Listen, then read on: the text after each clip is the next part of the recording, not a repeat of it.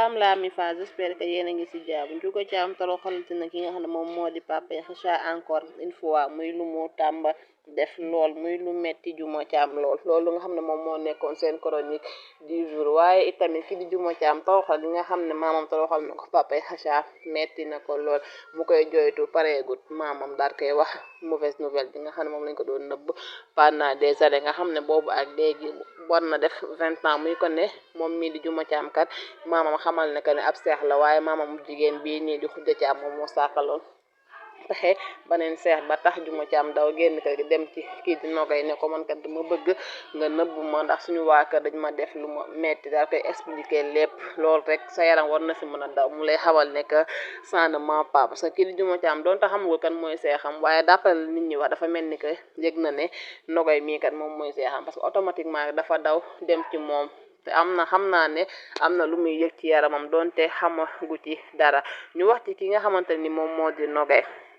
gis nañ ko moom xamal na kii nga xam ne moom mooy daam nee na ko bàyyi lawbe yi ngay xas ndax man kat lawbe laa loolu noonu yëpp rek dafay wane que ne xëy na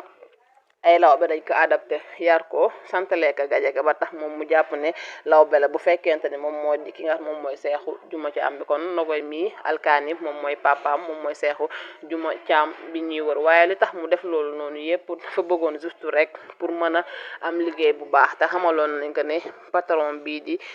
Marème Sall maanaam njaatigéem moom dafa gëm ay affaire u caste ay affaire u lawbe géer ak genre ba tax mu nëbb ko boppam ne ko Jaañ la sant waaye amaan nag moom mooy seexu Nogay bi ñuy wër ba tey ñu wax ci kii di Mame Néné Komé Mame Néné Komé gis nañ ne indi na tàntay xale yi ci kër gi koo xam ne propre doomam la mi ngi koy wax ne que na toppatoo xale yi defal leen dalal leen ba seen xel mën a dellu si rien que rek pour mu waxtaan ak ñoom ba seen xel mën a dellu si waaye yaay moom kenn du ko remplacer nekkul lu ñuy fàtte mukk xanaa da ngay mis rek tey dëgërlu waaye dañoo seetlu kii di Mame Néné Komé kat moom dafa mel ni que dafa bëgg doomam ji nii resté ci kër gi toppatoo xale yi waaye tamit dafa mel ni li xel mën a jàpp ni muy waxee ni dafa mel ni que dafa bëgg maanaam doomam ji remplacer Marème Sall ci lépp ba ci sax alkaani wi nga xam ne moom moo nekkoon jëkkëru Marème Sall est-ce que tamit loolu dina mën a nekk ndax alkaani dana ko nangu waaw wala dee donte dafa junju rek waaye ni muy waxee nag mooy war na que ne jujju doy na boroom xel comme que ni ko olof di waxee ba tey ñu wax ci ki nga xam ne moom moo di